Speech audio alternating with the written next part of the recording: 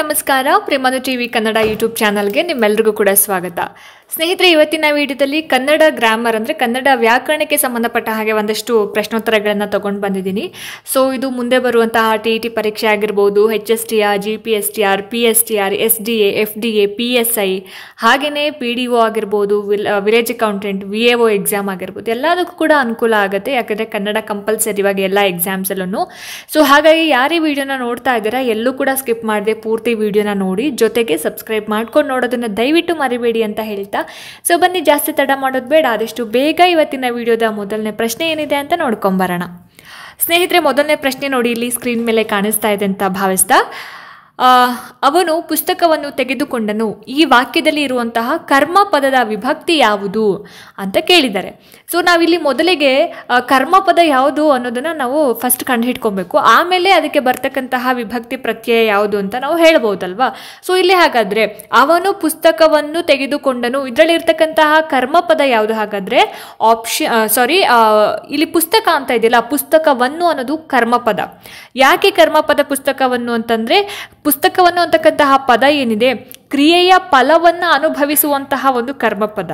So ಹಾಗಾಗಿ ಈ ಒಂದು ಕರ್ಮಪದ ಸಾಮಾನ್ಯವಾಗಿ ಯಾವ ಒಂದು ವಿಭಕ್ತಿ ಪ್ರತ್ಯಯವನ್ನು ಹೊಂದಿರುತ್ತೆ? ಪುಸ್ತಕವನ್ನು, ಕೊನೆಯಲ್ಲಿ ಯಾವುದು ಬಂದಿದೆ? ಅನ್ನು ಅಂತಕ್ಕಂತಹ ಒಂದು ವಿಭಕ್ತಿ ಬಂದಿರೋದ್ರಿಂದ ಇದು ಯಾವುದಕ್ಕಾಗುತ್ತೆ? ಪ್ರಥಮವು, ದ್ವಿತೀಯ, ಅನ್ನು.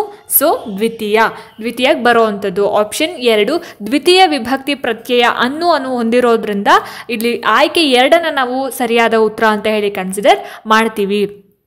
ನೆಕ್ಸ್ಟ್ ಎರಡನೇ ಒಂದು ಪ್ರಶ್ನೆ ನೋಡಿ, ಇಲ್ಲಿ ಕರ್ನಾಟಕದಲ್ಲಿ ಕನ್ನಡ ನುಡಿಯುವರು, ಈ ವಾಕ್ಯವು ಯಾವ ವಾಕ್ಯ ಪ್ರಕಾರಕ್ಕೆ ಸೇರಿದೆ ಅಂತ ಪ್ರಶ್ನೆ ಕೇಳಿದ್ದಾರೆ.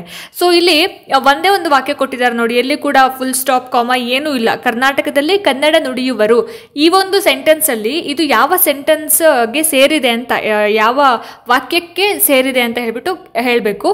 ಸರಳ ವಾಕ್ಯ, ಸಂಯುಕ್ತ ವಾಕ್ಯ, ಮಿಶ್ರ ವಾಕ್ಯ, ಪ್ರಶ್ನಾರ್ಥಕ ವಾಕ್ಯ ಅಂತ ಇದೆ.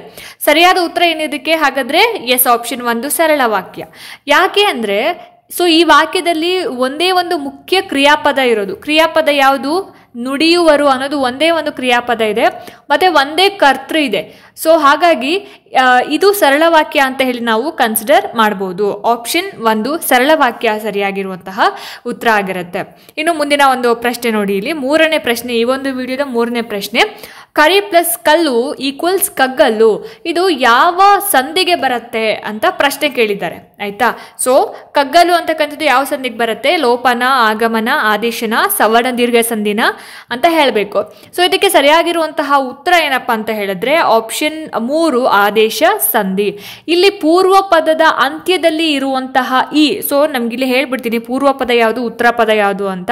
ಸೊ ಇಲ್ಲಿ ಪೂರ್ವ ಪದ ಬಂದು ಕರಿ ಅನ್ನೋದು ಇಲ್ಲಿ ಪೂರ್ವ ಪದ ಆಗುತ್ತೆ. ಆಯ್ತಾ? ಹಾಗೇನೆ ಕಲ್ಲು ಅನ್ನೋದು ಇಲ್ಲಿ ಉತ್ತರ ಪದ ಆಗುತ್ತೆ. ಸೊ ಕರಿ, ಈ ಅನ್ನೋದು ಕೊನೆಗೆ ಬರ್ತಕ್ಕಂತಹ ಒಂದು ವರ್ಡ್ ಆಗಿರುತ್ತೆ. ನಾವು ಪ್ರೊನೌನ್ಸ್ ಮಾಡುವಾಗ ಕೊನೆಯಲ್ಲಿ ಯಾವ ಸ್ವರ ಬರುತ್ತೆ? ಈ ಅಂತಕ್ಕಂತಹ ಒಂದು ಸ್ವರ ಬರುತ್ತೆ. ಸೊ ಪೂರ್ವ ಪದದ ಅಂತ್ಯದಲ್ಲಿ ಇರುವಂತಹ ಈ ಅಕ್ಷರ ಏನಿದೆ ಅದೇನಾಗಿದೆ? ಲೋಪವಾಗಿದೆ. ಮತ್ತು ಉತ್ತರ ಪದದ ಕ, ಸೊ ಉತ್ತರ ಪದದ ಕ ಅನ್ನುವಂತಹ ಒಂದು ಅಕ್ಷರ ಏನಿದೆ, ಸೊ ವರ್ಗದ ವ್ಯಂಜನಕ್ಕೆ ಗಕಾರ ಆದೇಶವಾಗಿ ಬಂದಿದೆ. ಇಲ್ಲಿ ಕ ಅಂತ ಇದೆ ಅಲ್ಲ, ಕ ಬದಲಿಗೆ ಯಾವ್ದು ಬಂದಿದೆ? ಗ ಬಂದಿದೆ. ಕರಿ ಪ್ಲಸ್ ಕಲ್ಲು ಕಗ್ಗಲ್ಲು. ಸೊ ಈ ಲೋಪವಾಗಿದೆ. ಪೂರ್ವ ಪದದ ಅಂತ್ಯದಲ್ಲಿ ಇರತಕ್ಕಂತಹ ಈ ಪದ ಲೋಪ ಆಗಿದೆ, ಈ ವರ್ಡ್ ಅಕ್ಷರ ಲೋಪ ಆಗಿದೆ. ಹಾಗೆಯೇ ಉತ್ತರ ಪದದ ಮೊದಲಿಗೆ ಬರ್ತಕ್ಕಂತಹ ಒಂದು ವ್ಯಂಜನ ಏನಿದೆ ಅದು ಲೋಪವಾಗಿ ಆ ಒಂದು ಜಾಗಕ್ಕೆ ಮತ್ತೊಂದು ವ್ಯಂಜನ ಏನಾಗಿದೆ? ಆ್ಯಡ್ ಆಗಿದೆ, ಆದೇಶವಾಗಿ ಬಂದಿದೆ ಗ.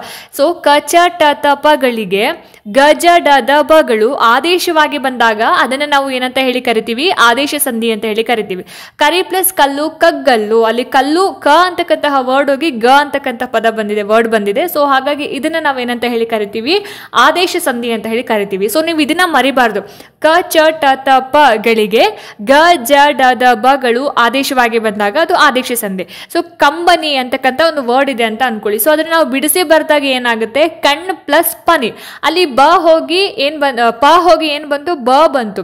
ಸೊ ಕಚಟ ಪ ಬದಲಿಗೆ ಬ ಬಂತಲ್ವಾ. ಸೊ ಹಾಗಾಗಿ ಸೊ ಇಂತಹ ಒಂದು ವರ್ಡ್ಸ್ಗಳ ಮೇಲೆ ನೀವು ಕಾನ್ಸಂಟ್ರೇಟ್ ಮಾಡಬೇಕಾಗುತ್ತೆ. ಮುಖ್ಯವಾಗಿ ಆದೇಶ ಸಂಧಿ ಸ್ವಲ್ಪ ತಿಳ್ಕೊಬೇಕಾದ್ರ ಮೇಲೆ. ಸೊ ಹಾಗಾಗಿ ಇಲ್ಲಿ ಕಗ್ಗಲ್ಲು ಅಂತಕ್ಕಂಥದ್ದು ಬಂದು ಆದೇಶ ಸಂಧಿಗೆ ಎಕ್ಸಾಂಪಲ್ ಆಗಿ ನಾವು ಹೇಳ್ಬೋದು.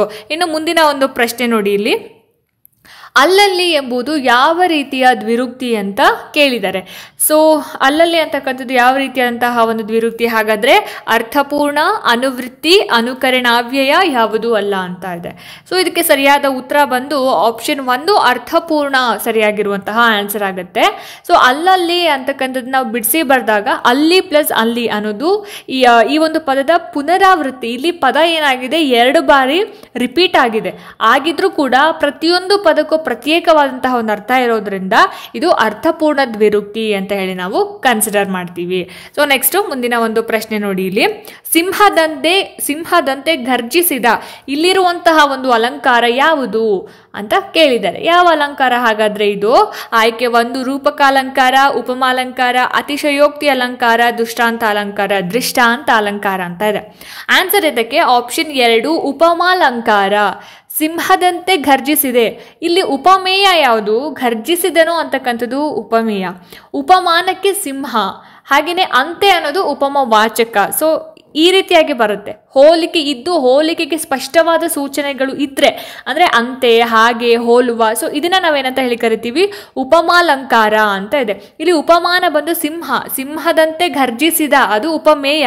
ಅಂತೆ ಅನ್ನೋದೇನಿದೆ ಅಲ್ಲಿ ಉಪಮವಾಚಕ. ಹಾಗಾಗಿ ಇದಕ್ಕೆ ನಾವು ಉಪಮಾಲಂಕಾರ ಆನ್ಸರ್ ಅಂತ ಹೇಳಿ ಕನ್ಸಿಡರ್ ಮಾಡಬಹುದು. ಮುಂದಿನ ಒಂದು ಪ್ರಶ್ನೆ, ಅವನು ಒಳ್ಳೆಯ ವಿದ್ಯಾರ್ಥಿ ಆದರೆ ಸೋಮಾರಿ. ಇದು ಯಾವ ರೀತಿಯಾದಂತಹ ವಾಕ್ಯ ಅಂತ. ಸೊ ಮುಂಚೆ ಸರಳ ವಾಕ್ಯಕ್ಕೆ ಒಂದು ಎಕ್ಸಾಂಪಲ್ ಕೇಳಿದ್ರು. ಇದು ಯಾವ ರೀತಿ ವಾಕ್ಯ ಅಂತ ಕೇಳಿದ್ದಾರೆ. ಯಾಕೆಂದ್ರೆ ಇಲ್ಲಿ ಎಕ್ಸ್ಟ್ರಾ ಒಂದು ವರ್ಡ್ ಸೇರಿಸಿದ್ದಾರೆ, ಆದರೆ ಅನ್ನುವಂತಹ ಒಂದು ವರ್ಡ್ ಸೇರಿಸಿದ್ದಾರೆ. ನೋಡೋಣ ಇದು ಯಾವ ರೀತಿಯಂತಹ ವರ್ಡ್ ಅಂತ. ಸರಳ ವಾಕ್ಯ, ಸಂಯುಕ್ತ ವಾಕ್ಯ, ಮಿಶ್ರ ವಾಕ್ಯ, ಪ್ರಶ್ನಾರ್ಥಕ ವಾಕ್ಯ. ಸರಿಯಾದ ಉತ್ತರ ಯಾವುದಿದಕ್ಕೆ? ಹಾಗಾದ್ರೆ ಆಪ್ಷನ್ 2 ಸಂಯುಕ್ತ ವಾಕ್ಯ ಇಸ್ ದ ರೈಟ್ ಆನ್ಸರ್. ಇಲ್ಲಿ ನೋಡಿಲಿ, ಅವನು ಒಳ್ಳೆಯ ವಿದ್ಯಾರ್ಥಿ ಆದರೆ ಸೋಮಾರಿ. ಈ ವಾಕ್ಯದಲ್ಲಿ 2 ಸ್ವತಂತ್ರ ಸರಳ ವಾಕ್ಯಗಳು ಇದಾವೆ. ಅವನು ಒಳ್ಳೆಯ ವಿದ್ಯಾರ್ಥಿ, ಅವನು ಸೋಮಾರಿ. ಆದ್ರೆ ಅಂತಕ್ಕಂತಹ ಒಂದು ಸಮುಚ್ಚಯ ಆವ್ಯಯದಿಂದ ಇದು ಸೇರ್ಕೊಂಡಿದೆ. ಆದರೆ ನಾನು ಆಗ್ಲೇ ಹೇಳ್ದಲ್ಲ, 2 ಪದಗಳಿದಾವೆ. ಅವನು ಒಳ್ಳೆಯ ವಿದ್ಯಾರ್ಥಿ ಮತ್ತೆ ಅವನು ಸೋಮಾರಿ. ಈ 2 ಪದಗಳ ನಡುವೆ ಆದರೆ ಅನ್ನುವಂತಹ ಒಂದು ಸಮುಚ್ಚಯ ಆವ್ಯಯ ಇದೆ ಅಲ್ಲ. ಸೊ ಇಂತಹ ವಾಕ್ಯಗಳನ್ನ ನಾವೇನಂತ ಹೇಳಿ ಕರಿತೀವಿ? ಸಂಯುಕ್ತ ವಾಕ್ಯ ಅಂತ ಹೇಳಿ ಕರಿತೀವಿ. ನೆಕ್ಸ್ಟ್ ಕ್ವೆಶ್ಚನ್ ನೋಡಿ. ಇಲ್ಲಿ ಕೃದಂತ ನಾಮಪದಕ್ಕೆ ಉದಾಹರಣೆ ಯಾವುದು ಅಂತ ಕೇಳಿದ್ದಾರೆ. ಸೊ ಕೃದಂತ ನಾಮಪದಕ್ಕೆ ಯಾವುದನ್ನ ಎಕ್ಸಾಂಪಲ್ ಆಗಿ ಕೊಡ್ಬೋದು? ಹಾಗಾದ್ರೆ ಹೋಗುವನು, ಮಾಡಿದವನು, ಬರುವಿಕೆ, ಹಾಗೇನೆ ನೋಡು ಅಂತ ಇದೆ. ಆನ್ಸರ್ ಏನಿರ್ಬೋದು?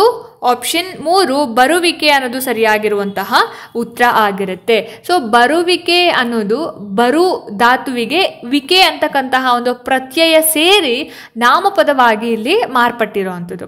ಸೊ ಕ್ರಿಯಾಪದದ ಧಾತುವಿಗೆ ಕೃತ್ ಪ್ರತ್ಯಯ ಸೇರಿ ನಾಮಪದ ಆದರೆ ಅದನ್ನ ನಾವೇನಂತ ಹೇಳಿ ಕರಿತೀವಿ? ಕೃದಂತ ನಾಮಪದ ಅಂತ ಹೇಳಿ ಕರಿತೀವಿ.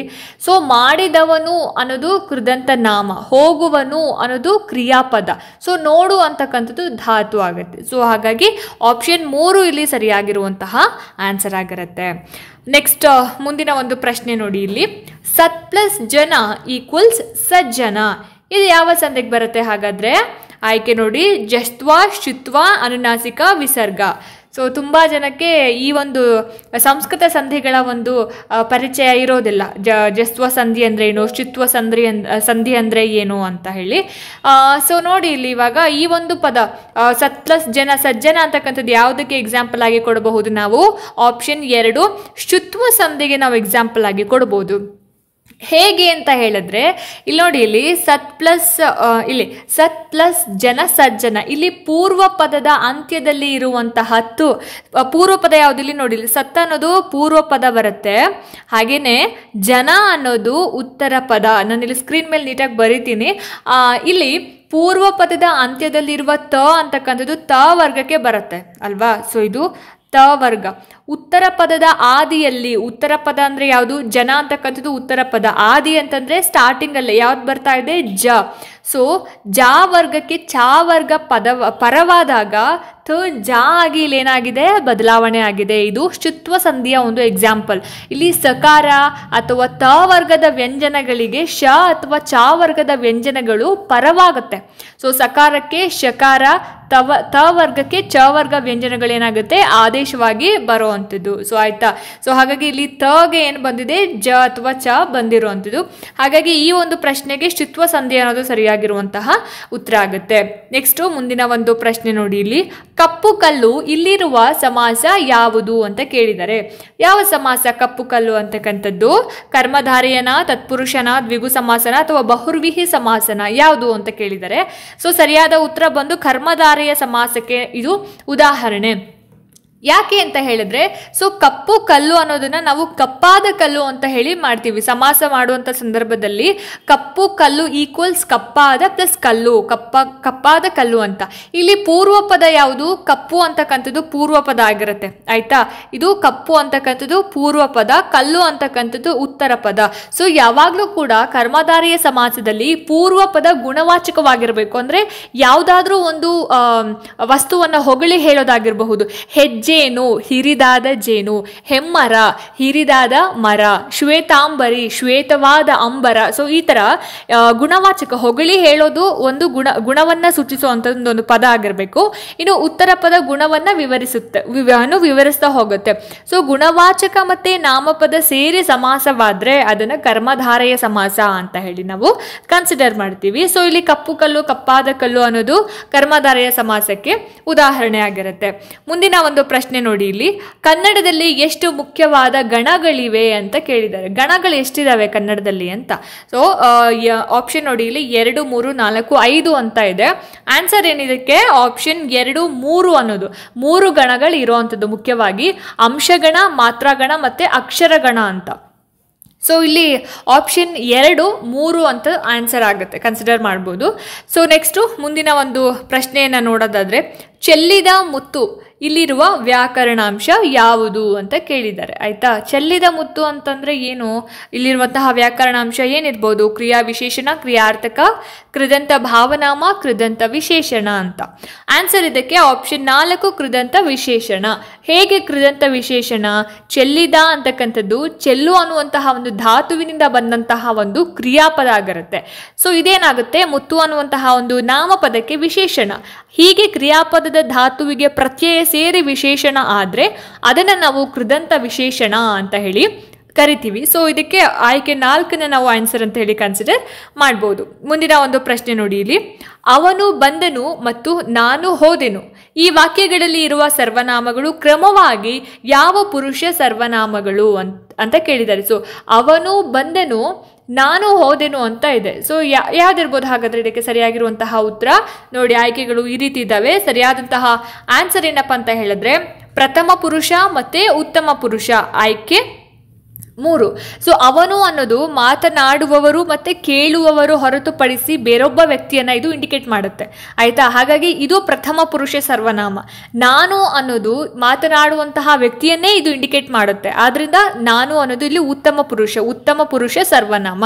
ಸೊ ಪ್ರಥಮ ಮತ್ತೆ ಉತ್ತಮ ಪುರುಷ ಅನ್ನೋದು ಸರಿಯಾದ ಆನ್ಸರ್ ಆಗುತ್ತೆ. ನೆಕ್ಸ್ಟ್ ಮುಂದಿನ ಒಂದು ಪ್ರಶ್ನೆ ನೋಡಿ, ಇಲ್ಲಿ ಪವಿತ್ರ ಎಂಬ ಪದದ ತದ್ಭವ ರೂಪ ಯಾವುದು ಅಂತ ಕೇಳಿದ್ದಾರೆ. ಏನು ಪವಿತ್ರ ಪದದ ತದ್ಭವ ರೂಪ? ಸೊ ಹಾಗಾದ್ರೆ ಪವಿತ್ರ ಅನ್ನೋದು ತತ್ಸಮ ಪದ ಆಯ್ತು ಆಯ್ತಾ. ಇದರ ತದ್ಭವ ಕೇಳಿದ್ದಾರೆ. ಏನು? ಹವಿತ್ರ, ಹೊಸತು, ಪುತ್ತು, ಪರಿಶುದ್ಧ ಅಂತ ಇದೆ. ಸರಿಯಾದ ಉತ್ತರ ಏನಪ್ಪಾ ಅಂತ ಹೇಳಿದ್ರೆ ಆಪ್ಷನ್ 3 ಪುತ್ತು ಅನ್ನೋದು ಆನ್ಸರ್ ಆಗುತ್ತೆ. ಪವಿತ್ರ ಅನ್ನೋದು ಸಂಸ್ಕೃತ ತತ್ಸಮ ಪದ, ಅದರ ತದ್ಭವ ರೂಪ ಬಂದು ಪುತ್ತು ಅಂತಕ್ಕಂಥದ್ದು ಆನ್ಸರ್ ಆಗುತ್ತೆ. ನೆಕ್ಸ್ಟ್ ಮುಂದಿನ ಒಂದು ಪ್ರಶ್ನೆ ನೋಡಿ, ಪೃಥ್ವಿ ಎಂಬ ಪದದ ತದ್ಭವ ರೂಪ ಯಾವುದು ಅಂತ ಕೇಳಿದ್ದಾರೆ. ಪೃಥ್ವಿ ಎಂಬ ಪದದ ತದ್ಭವ ರೂಪ ಭೂಮಿ, ಭೂ, ಪದರ್ ಮತ್ತೆ ಬೆಸ ಅಂತ ಇದೆ. ಆನ್ಸರ್ ಬಂದು ಆಪ್ಷನ್ 4 ಬೆಸ ಅನ್ನೋದು ಆನ್ಸರ್ ಆಗುತ್ತೆ. ಪೃಥ್ವಿ ಅನ್ನೋದು ಸಂಸ್ಕೃತ ತತ್ಸಮ ಪದ, ಅದರ ಒಂದು ತದ್ಭವ ರೂಪ ಯಾವುದು? ಬೆಸ ಅಂತ. ಸೊ ಭೂಮಿ ಮತ್ತೆ ಭೂ ಇದೆಲ್ಲವೂ ಕೂಡ ಏನಾಗುತ್ತೆ? ಇದರ ಒಂದು ಸಮಾನಾರ್ಥಕ ಪದಗಳಾಗುತ್ತೆ. ಅದಕ್ಕೆ ಇರ್ತಕ್ಕಂತಹ ಬೇರೆ ಬೇರೆ ಹೆಸರುಗಳೇ ಹೊರತು ಅದನ್ನ ನಾವು ತದ್ಭವ ಪದ ಅಂತ ಹೇಳಿ, ತದ್ಭವ ರೂಪ ಅಂತ ಹೇಳಿ ಕನ್ಸಿಡರ್ ಮಾಡೋಕ್ಕಾಗಲ್ಲ. ಹಾಗಾಗಿ ಇದರ ಒಂದು ತದ್ಭವ ರೂಪ ಯಾವುದು ಅಂತ ಹೇಳಿದ್ರೆ ಬೆಸ ಅನ್ನೋದು ಸರಿಯಾದ ಆನ್ಸರ್ ಆಗುತ್ತೆ. ನೆಕ್ಸ್ಟ್ ಮುಂದಿನ ಒಂದು ಪ್ರಶ್ನೆ ನೋಡಿ, ಹೀಗಿರುವಾಗ ಎಂಬುದು ಅವ್ಯಯ. ಯಾವ ಅವ್ಯಯ? ಹೀಗಿರುವಾಗ ಅಂತಕ್ಕಂಥದ್ದು ಯಾವ ಅವ್ಯಯ ಅಂತ ಕೇಳಿದ್ದಾರೆ. ಕ್ರಿಯಾ ವಿಶೇಷಣಾವ್ಯಯ, ಸಂಬಂಧ ಸೂಚಕಾವ್ಯಯ, ಸಮುಚ್ಚಯಾವ್ಯಯ, ಭಾವಸೂಚಕಾವ್ಯಯ ಅಂತ. ಆನ್ಸರ್ ಏನಪ್ಪಾ ಅಂತ ಹೇಳಿದ್ರೆ ಏನಿರ್ಬೋದು ನಿಮ್ಮ ಪ್ರಕಾರ? ಗೆಸ್ ಮಾಡಿದ್ರಿ ಅಲ್ವಾ? ಗೆಸ್ ಆಪ್ಷನ್ 1 ಕ್ರಿಯಾ ವಿಶೇಷಣಾವ್ಯಯ ಅಂತ.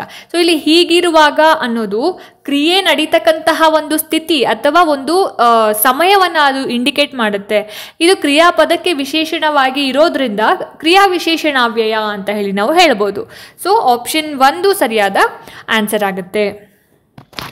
ಸೊ ನೋಡಿದ್ರಲ್ಲ ಸ್ನೇಹಿತರೆ, ಇದಾಗಿತ್ತು ಇವತ್ತಿನ ಕನ್ನಡ ವ್ಯಾಕರಣಕ್ಕೆ ಸಂಬಂಧಪಟ್ಟ ಹಾಗೆ ಒಂದಷ್ಟು ಪ್ರಶ್ನೋತ್ತರಗಳು. ಸೊ ಈ ವಿಡಿಯೋ ನಿಮಗೆ ಇಷ್ಟ ಆಗಿದೆ ಅಂತ ಭಾವಿಸ್ತೀನಿ. ಇಷ್ಟ ಆಯಿತು ಅಂತಂದರೆ ದಯವಿಟ್ಟು ಲೈಕ್ ಮಾಡಿ, ಶೇರ್ ಮಾಡಿ, ಹಾಗೆ ನಿಮ್ಮ ಅನಿಸಿಕೆ ಅಭಿಪ್ರಾಯಗಳೇನೇ ಇದ್ರೂ ಕೂಡ ನನಗೆ ಕಾಮೆಂಟ್ ಸೆಕ್ಷನಲ್ಲಿ ತಿಳಿಸಿ ಅಂತ ಹೇಳ್ತಾ, ಇದೇ ರೀತಿ ಹೆಚ್ಚಿನ ವೀಡಿಯೋಸ್ಗಳಿಗೋಸ್ಕರ ನಿರಂತರವಾಗಿ ನನ್ನ ಚಾನಲನ್ನು ನೋಡ್ತಾ ಇರಿ. ಮುಂದಿನ ವೀಡಿಯೋಸ್ಗಳಲ್ಲಿ ನಾನು ನಿಮಗೆ ಸಿಗ್ತೀನಿ. ಅಲ್ಲಿ ತನಕ ಎಲ್ರಿಗೂ ನಮಸ್ಕಾರ.